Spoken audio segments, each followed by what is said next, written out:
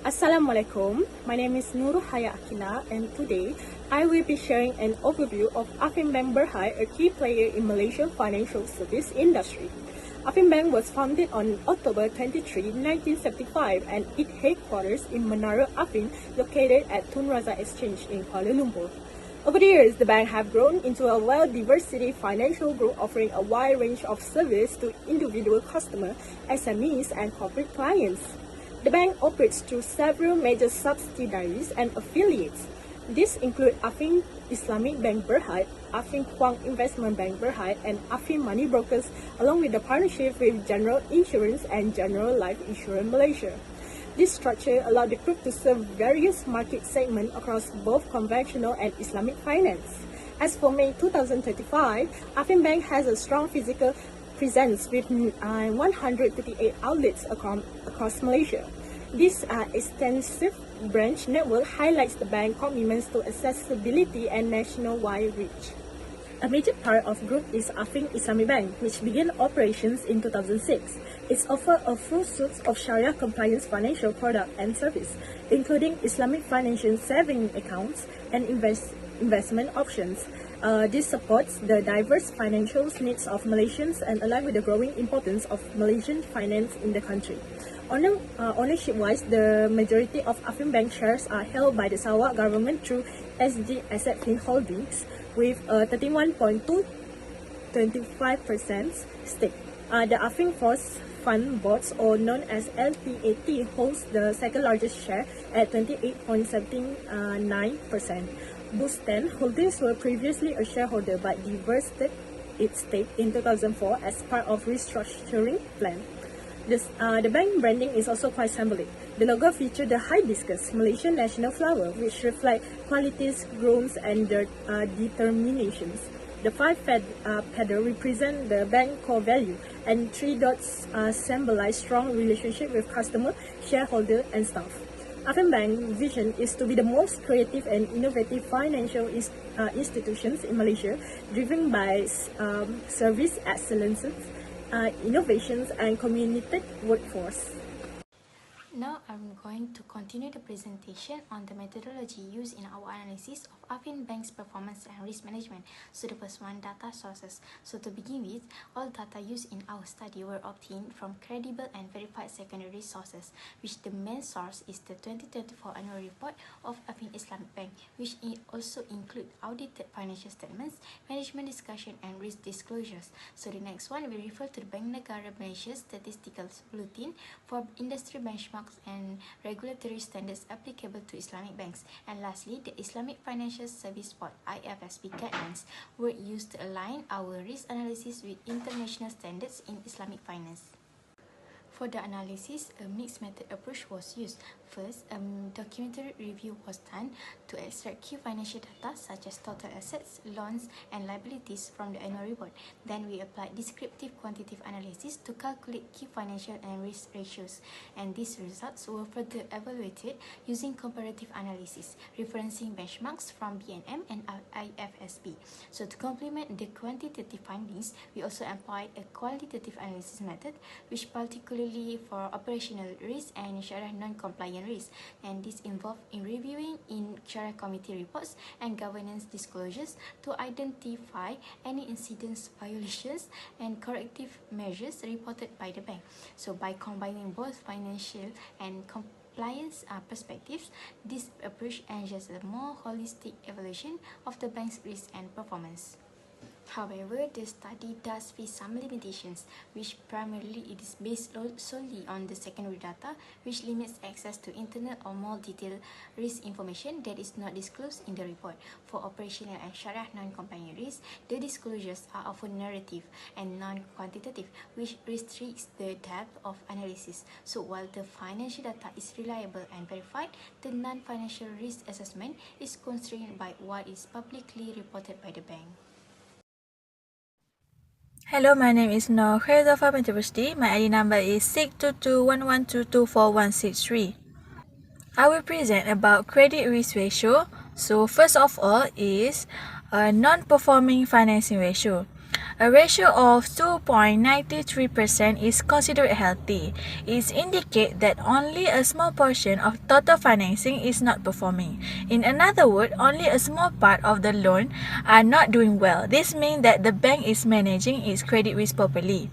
Second is financing loss provision ratio at 2.10%. The provision level is adequate to cover expected credit losses.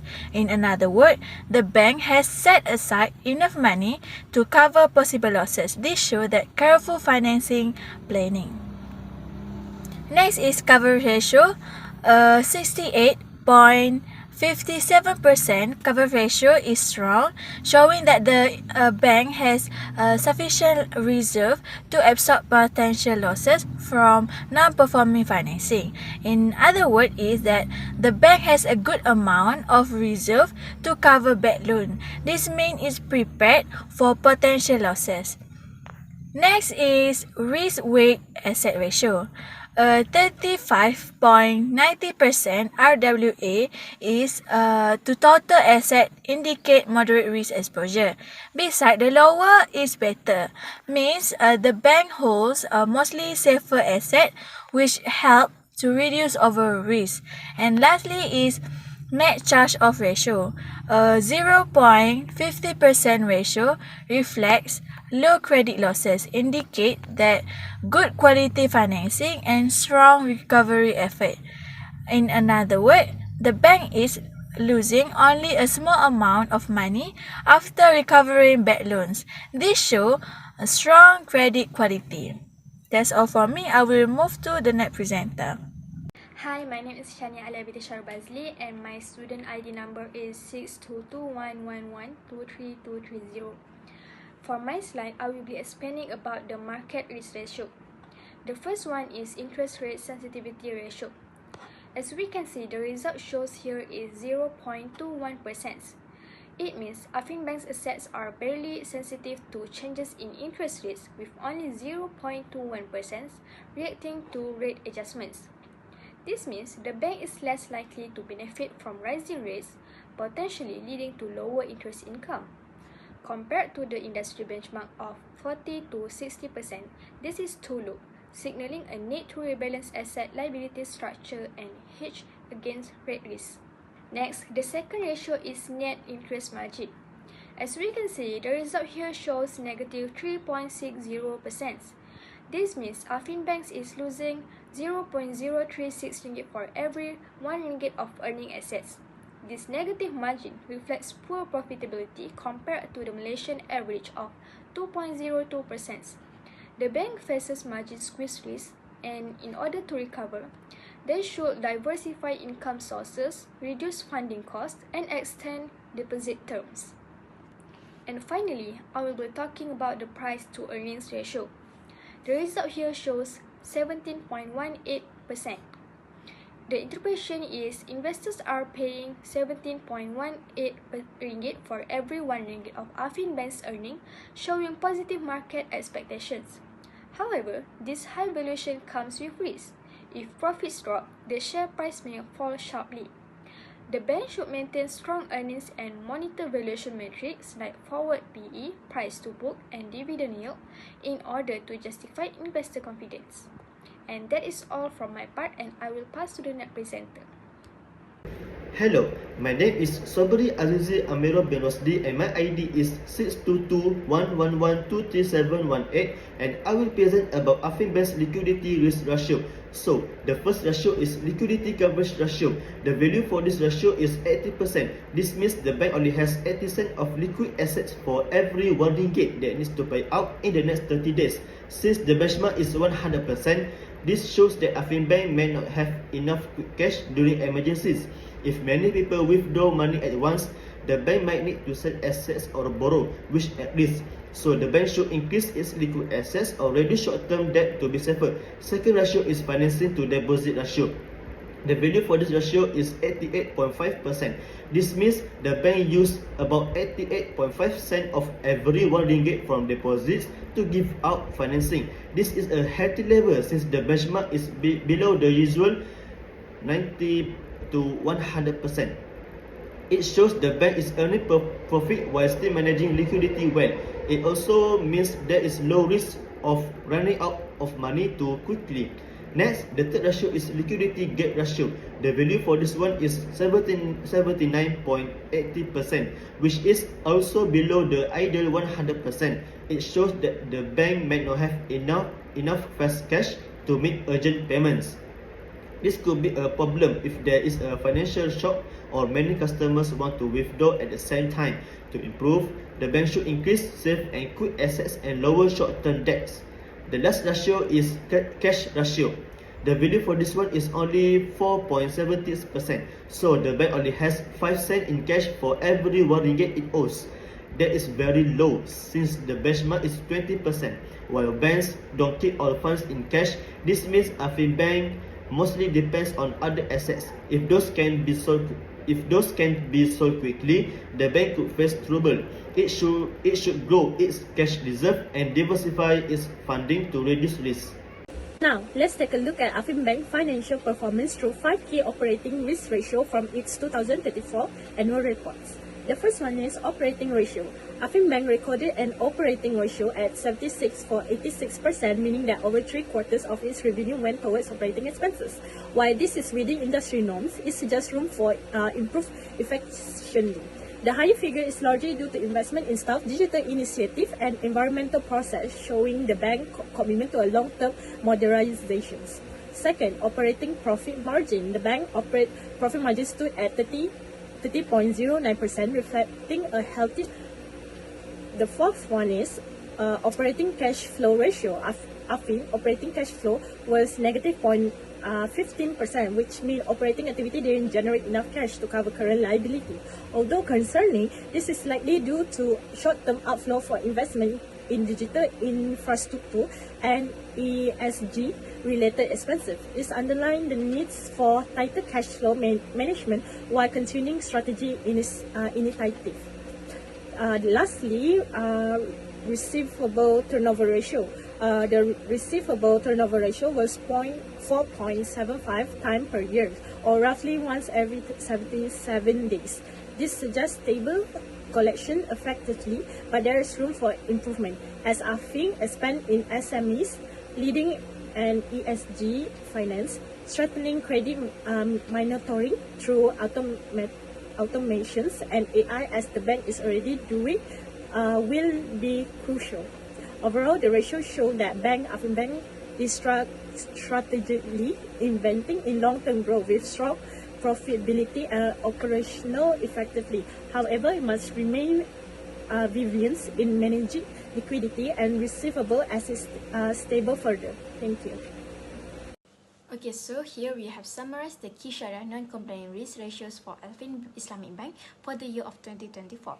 So the first one, the Sharia non-compliant income ratio is extremely low at just 0.00047%, which indicates a strong compliance with Sharia principles. So the second one, the purification ratio is at 100%, meaning that all non-compliant income was fully purified, which reflects responsible corrective action by the bank. And when we look at the PSIA to total deposit ratio, it is 0% at the company level and just over 1% at the group level. This shows that the use of profit sharing accounts is minimal, possibly due to the bank's strategy. So next, the tawarruk financing ratio was not disclosed, which limits our ability to assess how much of the financing is structured through the tawarruk, a common Islamic finance contract. So for zakat, the amount distributed was reported, but the bank did not disclose the net assets subject to zakat, so we could not compute the asset ratio. And lastly, 3 Sharia non-compliance events were reported, including an overcharge on ijarah, delayed gold redemption, and premature disbursement before tawarruk execution. And these incidents highlight the need for ongoing monitoring and stronger internal controls. So overall, while the financial compliance is strong, there are areas, especially in disclosure and operational governance, that require further transparency and improvement. So for the recommendation part, I start with credit risk at Affin Bank. Overall, the bank managed it well, but some improvement are needed. The non-performing financing ratio is over 2.5%, so the bank should be more careful when giving loans to small business and household. While the charge-off and provisioning ratios are okay, the coverage ratio is weak and needs to be stronger. To stay safe, Affin Bank should focus on giving better quality loans and act quickly when problems appear. Early warning systems can help prevent bigger risks. Now let's talk about market risk. The interest rate sensitivity ratio is very low, only 0.21%. This means even a small increase in interest rates could lower the bank's income. The net interest margin is negative at negative 3.60%, so the bank is paying more interest than it earns. To fix this, the bank should reduce interest costs, extend deposit periods, and look for other source of income. Also, the PE ratio shows investor expectations, so keeping profits strong is important during tough times. Moving to liquidity risk. This is about the bank's ability to pay its short-term obligations. The LCR and liquidity gap ratio are both below the safe level at around 80%. The cash ratio is also low at 4.76%. This means if too many people withdraw money suddenly, the bank could face problems. The FDR is healthy at 88.5% but needs to stay balanced. To improve, the bank should keep more cash, reduce short-term debt, and manage cash flow carefully. Next is operational risk. Affin Bank is doing well in controlling costs. Its operational ratio is 76.86% and its profit margin is high at 30.09%. This shows good financial discipline. However, the bank is experiencing negative cash flow, which the bank is spending more money than it receives. On the bright side, the receivables turnover is good at 4.75%, meaning the bank collects debts quickly. The bank should improve its cash flow tracking and automate some process to reduce risk. Lastly, for Sharia compliance, Affin Bank is performing well with a very low for income ratio, which is 0.0000472%, and all non-compliant income has been purified. Still, there are issues like charging extra fees and delays in signing agreements. The bank can do better by training staff, improving systems, and being more transparent about its Islamic investments. To conclude, the overall risk profile of Affin Bank for 2024 appears to be generally stable, although there are several key areas that need attention. Starting with the credit risk, Affin Bank shows moderate asset quality. The non-performing financing ratio of 2.93% and the loss provision ratio of 2.01% are within acceptable levels. However, the coverage ratio is only 68.6%, falling below the standard 75 to 80%, which signals under-provisioning for potential defaults. On a positive note, the net charge-off rate of 0.50% and the RWA ratio of 35.9% show that the bank is applying cautious credit policies and is well capitalized to absorb shocks. As for market risk, the interest rate sensitivity ratio is just 0.21%, which reveals that the bank is vulnerable to rising interest rates with limited ability to reprice its assets. Additionally, the negative net interest margin suggests margin pressure through the PE ratio of 17.18% reflects that investors still have confidence in the bank's future growth potential. In terms of liquidity, Affin Bank falls short of the regulatory minimums as both the liquidity coverage ratio and liquidity gap are below 100%. Despite that, the financing to deposit ratio at 88.5% demonstrates prudent lending behavior and indicates that the bank retains enough liquidity for daily operations. Operationally, the bank is cost-efficient and profitable, with an operating ratio of 76.9%, an operating profit margin of 13.1%, and operating expenses to assets at just 1.49%. Affin Bank is managing its core business well. However, a negative operating cash flow ratio of negative 0.15% signals that the bank may need to tighten control over working capital to sustain positive cash flow.